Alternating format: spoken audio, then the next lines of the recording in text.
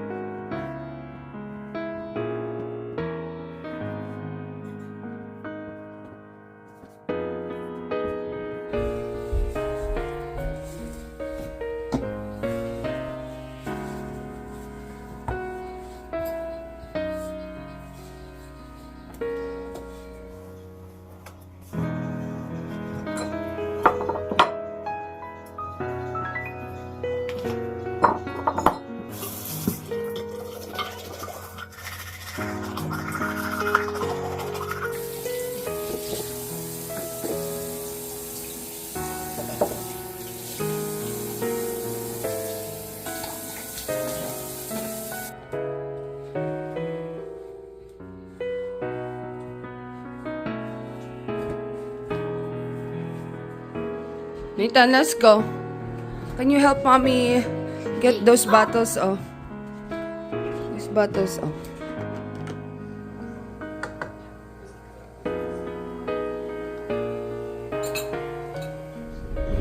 Good morning, guys. Ayan.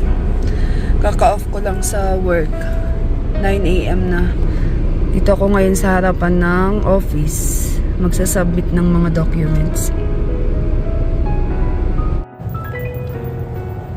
Sobrang lamig ngayon, guys. Nasa 20s, 23 pa lang. Pero mamaya tataas siya mga 40 degrees.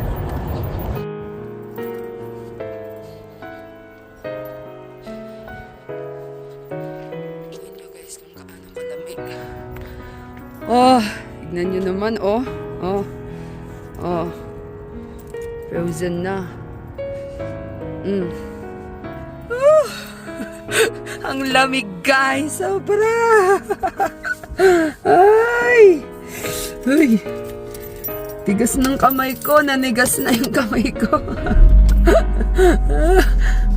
Dapat pala yung makapal na jacket yung kinuha ko. Sobrang lamig. Oh, snowflakes. Snowflakes.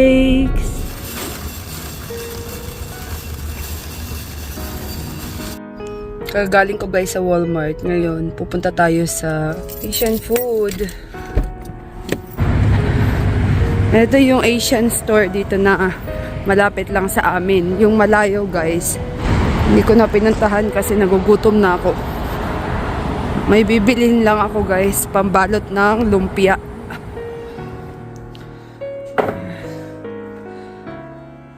Full stock na naman ang gatas ni baby.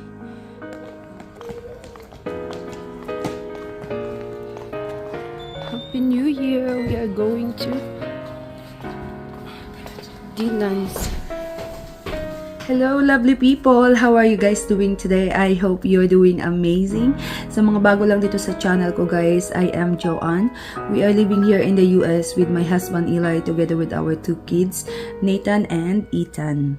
Kamusta naman ang ating naging holidays, guys? Na-enjoy ba natin ang ating time with our family, with our loved ones? And na-enjoy ba natin, guys, yung mga masasarap na pagkain? I hope so! But ito nga, guys, back to reality na naman tayo. Back to work na naman, guys. Kailangan talaga mag-work na naman. Kailangan natin pagtrabahuan yung mga goals natin for this year, 2024. At ito lang naman ako, guys, back to the content of my channel, which is yung mga kwento-kwento ng aking buhay or ng aming buhay. Dati, guys, ang content ng aking channel is all about cooking. But I shifted it into kwento-kwento ng aming buhay, guys, dahil gusto ko, guys, na ma-preserve yung aming mga memories ng aking pamilya na pwedeng mapanood ng aking mga anak, guys, in the future. And also with the hope na makapagbigay tayo ng inspiration sa ating mga viewers. Ayan, naudlot nga ang aking pagbablog guys kasi nagising na itong alaga ko. As you can see, karga-karga ko siya ngayon guys. But there's nothing that could stop us from doing what we love. Tuloy pa rin ang vlogging guys ng isang nanay. Ganun talaga guys, there is no easy way to success. Pero push lang ng push, ganyan. As long as mayroon kang will, no? Gawin mo lang ng gawin yung mga bagay na nagpapasaya sa'yo as long as na wala kang natatapakang tao. Okay? Malay mo yung passion mo sa ginagawa mo, it will bring you into success in the future. Okay? Kahit gaano kahirap guys, there is light at the end of the tunnel. Eka nga. Okay, so bago ko ituloy guys ang aking kwento-kwento sa journey namin ni Habi after naming ikasal, I would like to start with the praise na we have encountered a lot of trials, problems, circumstances, and challenges in the past that some of them we failed and some of them we succeeded. What I'm saying guys is that hindi naman agad-agad ay nandito na kami sa US. Hindi naman agad-agad pagkagising namin, for example, one day nagising lang kami, ay meron na kami lahat ng mga bagay na meron kami ngayon. Hindi naman with the blink of our eye ay medyo nakakaluwag na kami sa buhay. Okay, so there are things in the past that we encountered, okay, na marami kaming ginawa or marami kaming inexert na effort for us to be successful or for us to succeed in life. Okay? Wala namang kaming kakilala guys sa Dubai, wala din kaming kakilala dito sa US na pwedeng mag-petition sa amin, na pwedeng kumuha sa amin. Okay? So, ang ginawa talaga namin guys is trial and error.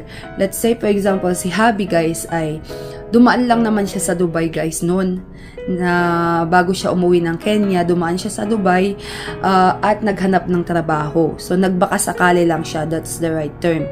Wala din siyang kakilala sa Dubai noon guys. Ang ginawa niya ay naghanap lang siya guys ng Kenyan sa Facebook and then hinook up niya. Mayroon namang nag-accommodate sa kanya. Okay, kaya siya nakapag-stay sa Dubai ng 2 weeks. At thank God nga guys ay nakahanap siya ng trabaho. Ang nahanap niyang trabaho ay security guard. Okay, yun yung unang work ni Habi. Imagine, Habi graduated business BSBA, major in Human Resource Development Management, and graduate siya ng masters guys, cum laude si Habi. And nagsimula siya humble beginning guys as a security guard. Okay, na ang sinasahod lang ni Habi noon is only 1,700 dirham, which is like 20,000 pesos. Okay, nung napunta nga guys si Habi sa Dubai, ako naman ay naiwan sa Baguio. At that time ay ako ay nagtuturo ng high school ng biology and other science subject. Ang sahod ko lang nun guys is only 6,500 pesos. At the same time ay nag-aaral ako ng masters. So, ang sinasabi ko dito ay wala kaming ganong kadaming pera that time, okay? Ang meron lang kaming hobby nun ay yung pinag-aralan namin, and then we use what we have, okay, to generate at least little money for us to start over. Okay. So, si Habi guys, ngayon, nag-ipon nga siya ng pang-apply sa akin ng tourist visa papuntang Dubai. Okay. So, 2014, sumunod ako sa kanya sa Dubai. Kinasal kami guys June 2013. Tapos, nag-work siya sa Dubai ng November 2013. Okay. And then, sumunod ako sa kanya ng 2014. Nakalimutan ko na guys yung month. Okay, exact month. Pero, ayun guys, napunta nga kami ng Dubai. But, our life there guys is not easy. Hindi ganun kadali ang naging buhay namin ni Habi sa Dubai. Hindi kami magkasama guys sa Dubai ni Habi. Okay, mag-asawa pero hindi magkasama. Si Habi nga guys ay tumutuloy sa kanilang company dorm.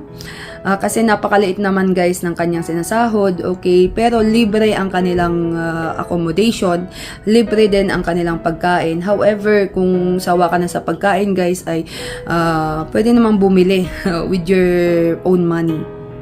Okay, at hindi rin libre guys yung mga personal na gamit katulad ng mga shampoo, ganyan, sabon, toothpaste, and so on and so forth. Okay, ako naman at that time guys ay nag-rent lang ako or nagbabayad lang ako guys ng partition sa kapwa ko Pilipino guys na pinakilala ng aking co-teacher sa akin noon sa Dubai. Okay? Doon kami nag-start guys. Ako nangungupahan noon ng partition sa kapwa ko Pilipino.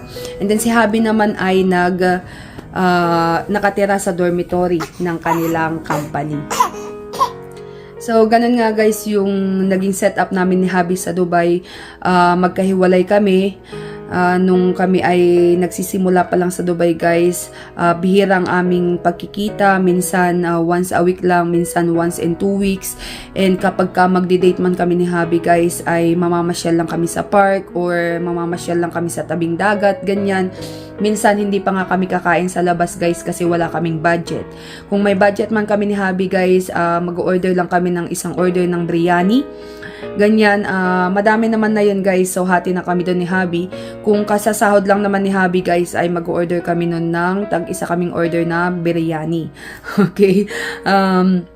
Doon kami nagsimula guys kasi wala naman kaming yung tinatawag na panimula ni Habi kasi yung kasal namin hindi naman yung kasal na yung may sabit-sabit ganyan tapos may nagbigay.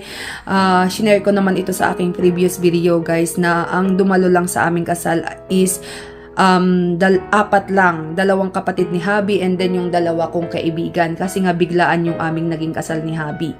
Okay, wala kami yung tinatawag na panimula ng mag-asawa, ganyan na binigay ng mga umattend. Okay, yung alam nyo naman yan sa Pilipinas guys, yung tradition natin doon yung kapag kinasal, sinasabitan, ganyan or binibigyan para may panimula yung mag-asawa. Kami guys ni Habi wala talaga. Okay. So, unahin natin guys yung part ko. Nung ako guys ay nag-start na mag-work, graduate kasi nga ako guys ng BSED or Bachelor of Secondary Education. So, nagsimula ako guys sa sahod na 5,000 pesos which is $100.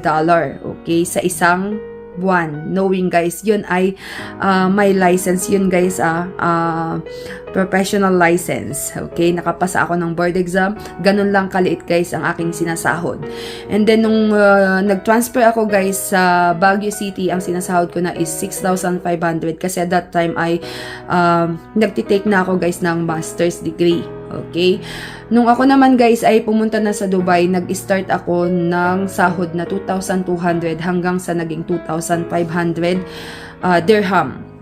Okay, I think it is like 30,000 pesos yun kung i-convert mo siya, if I'm not mistaken. Okay? Pero hindi ganun naging kadali guys ang buhay ko sa paghahanap ng trabaho nun. Kasi nung pumunta ako sa Dubai guys, tourist visa lang yung aking gamit and nag-apply ako ng trabaho guys. Of course, in order to shift yung visa guys na tourist visa into employment visa, kailangan mong mag-exit ng Dubai, okay? So ako guys, nag-exit ako, napunta ako guys sa Kish, Iran, okay? So nag-stay ako doon guys ng more than 1 month sa una kong trabaho na in-applyan. Pero, hindi guys naayos yung aking employment visa kasi hindi sinabi sa akin ng company at first na meron palang problema yung kanilang pag-aayos ng trade license. Okay? Pero, ang kagandahan naman nito guys is sinagot nila lahat ng aking expenses, yung airfare ticket ko, yung mga nagastos ko sa hotel nun, renta sa hotel. Also, yung binigyan ako ng kaunti guys sa aking allowance, okay? Mga nagastos ko na sa pangkain, ganyan. So, bumalik ako ulit guys sa Dubai using tourist visa. Naghanap na naman ako ng trabaho guys at nakahanap nga ako ng trabaho. Nag-exit na naman ako guys sa Kish, Iran and nag-stay ako doon ng more than 2 months. Hindi ko alam guys na mayroon na naman guys, problema pala yung company na napasukan ko guys sa trade license. Ayan, the same thing with the first company na na-applyan ko guys. Mayroon pala silang problema din sa trade license. Okay, so nag-stay ako ng more than 2 months sa Kish, ganyan. Pero ang kagandahan ulit niyan guys, sinagot nila lahat ng aking mga gastusin, ganyan, bayad sa hotel, pagkain, ganyan, and also yung ticket ko papunta sa Dubai. Hindi nga nila naayos guys yung kanilang trade license, so kinailangang i-apply na naman nila kami guys ng tourist visa. So bumalik ako ng Dubai ulit guys using tourist visa. At nag-continue ako guys na mag-work sa kanila. However guys, dumating sa point na nag-expire na yung aming tourist visa at hindi na kami nakapag-exit ng Dubai. Okay, nagkaroon na kami ng fine ng aking kapwa Pinoy guys na nagtatrabaho din sa the same company. Okay, nagkaroon na kami ng fine. Dumating sa point na dinamanda namin yung company dahil ayaw ibigay yung aming passport, ganyan, kasi gusto na nga namin umalis. Okay. If I'm not mistaken, yung fine namin umabot na sa 30,000 dirham. Okay. But to cut the story short, inayos naman ito ng company guys. Dumalo sila sa mga hearing, ganyan, kasama namin, and then later on ay binayaran naman nila yung fine namin. Okay. Si Habi naman guys, punta na tayo kay Habi. Si Habi naman guys ay nagwo-work nga sa as a security guard, okay? Ang sahod niya is 1,700. Pero dumating sa point na kulang, parang napakaunti na nun guys, kasi nga nagkakaroon ako ng problema nun sa trabaho, ganyan. So kailangan din niya akong suportahan guys, yung bayad sa aking renta, ganyan, partition, yung mga kinakain ko, ganyan. So si Habi ay naghanap siya ng panibagong trabaho, okay? So nakakuha nga siya ng trabaho guys. Yung company, pangalan ng company is TNT. Hindi yun yung tago ng tago So nakalimutan ko na kung anong nature ito, pero TNT yung company na yun. Malaking company siya, na ang sinasahod na niya noon guys, from 1,700 sa company niya na pinagtatabawan noon as a security guard, sa TNT yung sinasahod na niya is 3,500 to 4,000, something like that. Pero sagot na niya yung accommodation, sagot na niya yung transportation, pati yung pagkain, okay? So yung nung time na yon ay we decided to live together with my husband. Ganyan, nag-rent kami ng partition. Pero guys, hindi rin ganun kadali, kasi hindi naman cheap tumira guys. Kumbaga, hindi mura tumira sa Dubai guys. Yung ganong sahod, mabilis lang maubos, lalo na kung sagot mo lahat, kuryente, pagkain, tubig, ganyan, pamasahe. So, ang ginawa ni Habi guys noon ay bumili siya ng bike. So, kapag bike guys yung ginagamit niya na pumapasok sa trabaho, tapos uuwi sa partition na nirerentahan namin, nagbabike lang si Habi noon guys. And then ako naman, since malapit-lapit lang yung aking pinapasukan guys na trabaho, yung building guys kung saan ako pumapasok, I think it's only 15 to 20 minutes walk. Kapag sasakay kasi ako ng bus guys, iikot-ikot pa siya. So it will take like 30 to 40 minutes bago makadumaan sa mismong babaan guys ng bus. So it's better to walk. So naglalakad lang ako guys papunta sa work noon. Si Habi naman ay nagbabike. So ganun guys yung buhay namin sa Dubai, kahit na may sunstorm. Alam niyo naman yung sunstorm doon guys, no? So, tuloy pa rin ang pag-work namin, naglalakad ako. So, nagkakuan lang ako nun, naka-cover lang guys ng mukha, ganyan, para hindi mapasukan ng buhangin yung mata ko. And then, alam nyo naman sa Dubai guys, napakainit, ganyan. Diba, nagbabike lang si Habi, ako naman naglalakad. Wala kaming sasakyan guys. Pero, with the grace of the Lord, ayan, sa kabutihan ng ating Panginoon guys, ngayon we have more than 10 cars. Ganyan, halos wala nang mapaglagyan guys yung ng sasakyan sa aming parking lot dyan sa harapan ng aming bahay. Kaya yung ibang sasakyan guys ay nasa mga kaibigan ni Habi. Yung iba naman guys ay pinaparentahan namin ni Habi. Ginagawa naming business guys. Yung iba binabay and sell namin guys. Ganyan ginagawa naming business and pinaparentahan namin yung ibang sasakyan sa mga nurses na bagong dating lang dito sa US para makatipid sila guys. Pinaparent namin yung sasakyan namin with lower price. Okay, so hindi mahal guys ang aming parenta ng sasakyan. Who would have thought guys na noon when we were in Dubai, nagbabike lang si Habi and then ako naglalakad lang, ay ngayon ay mayroon kaming more than 10 cars. Okay, this is not to brag guys but to inspire those people na mayroong mahirap na kalagayan sa ngayon. Malay nyo naman in the future ay maging successful kayo sa buhay, magkaroon kayo ng yung mga bagay na inaasam ninyo ngayon ay makakamtan din ninyo. Basta guys, wag lang kayong makakalimot sa Panginoon and bigyan ninyo ng maraming effort and action yung mga pangarap ninyo sa buhay and makakamtan din ninyo guys yung success na inaasam-asam ninyo. Okay guys, so ganun nga yung aming naging struggle ni Habi sa Dubai. Itutuloy natin yung kwento-kwento. Dito muna ako magtatapos guys and I hope na may mga viewers tayo dyan na na-inspire ko and nabigyan ko ng inspiration. So thank you guys for watching.